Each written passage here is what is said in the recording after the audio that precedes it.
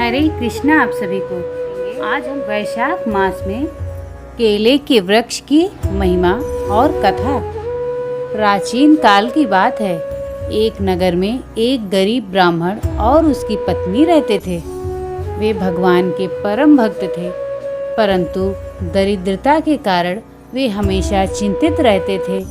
ब्राह्मण की पत्नी अत्यंत धर्मपरायण थी। एक बार वैशाख का महीना आया।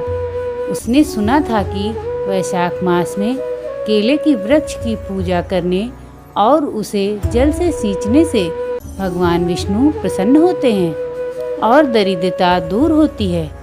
उस ब्राह्मणी ने निश्चय किया कि वह पूरे वैशाख माह नियम पूर्वक केले के वृक्ष की सेवा करेगी।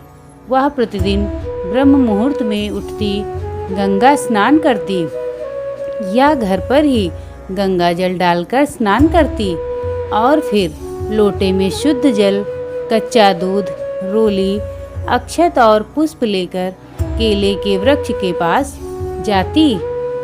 वह ब्राह्मणी प्रतिदिन नियम से केले की जड़ में जल अर्पित करती, उसकी परिक्रमा करती और दीप जलाकर प्रार्थना करती। धीरे धीरे वैशाख का महीना बीतने लगा। एक दिन स्वयं भगवान विष्णु ने उसकी भक्ति की परीक्षा लेने का विचार किया। जब ब्राह्मणी पूजा कर रही थी, तब भगवान एक वृद्ध साधु के वेश में वहां आए और बोले, हे पुत्री, तुम प्रतिदिन इस निर्जन स्थान पर आकर इस वृक्ष को सींचती हो, इससे तुम्हें क्या प्राप्त होगा? यह तो केवल एक जड़ वृक्ष है। ब्राह्मणी ने नम्रता से उत्तर दिया, हे महाराज, यह केवल वृक्ष नहीं है, इसमें मेरे प्रभु वासुदेव का वास है। वैशाख मास में इनकी सेवा करने से जन्म जन्मांतर के पाप कट जाते हैं और मोक्ष की प्राप्ति होती है। मैं फल की इच्छा से नहीं, अपितु भक्ति भाव से इन्हें सींच रही हूँ। साधु वेशधारी भगवान उसकी श्रद्धा देखकर अत्यंत प्रसन्न हुए, किंतु उन्होंने अपनी माया से उसे थोड़ा और आजमाया। उन्होंने कहा, यदि तुम्हारे प्रभु इसमें हैं, तो वे प्रकट क्यों नहीं होते? तुम व्यर्थ अपना समय गंवा रही हो। ब्राह्मणी अडिग रही और उसने अपनी पूजा जारी रखी। वैशाख मास की शुक्ल पक्ष की एकादशी मोहिनी एकादशी आई। यह दिन केले की पूजा के लिए सर्वश्रेष्ठ माना जाता है। उस दिन ब्राह्मणी ने निर्जला व्रत रखा और केले के वृक्ष को सींचते हुए फूट फूट कर रोने लगी। उसने कहा, हे प्रभु, यदि मेरी भक्ति में सत्य है तो आप मुझे दर्शन दें, अन्यथा इस देह का कोई अर्थ नहीं। तभी अचानक केले के वृक्ष से एक दिव्य प्रकाश पुंज निकला और भगवान विष्णु चतुर्भुज रूप में प्रकट हुए। उनके हाथ में शंख, चक्र, गदा और पद्म थे।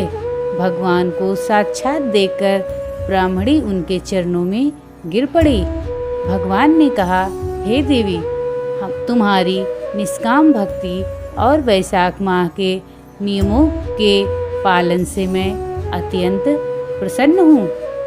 आज से तुम्हारी दरिद्रता का नाश होगा। जो भी मनुष्य वैशाख मास में केले के वृक्ष को सींचकर इस कथा को सुनेगा या पढ़ेगा, उसके घर में कभी धन धान्य की कमी नहीं होगी।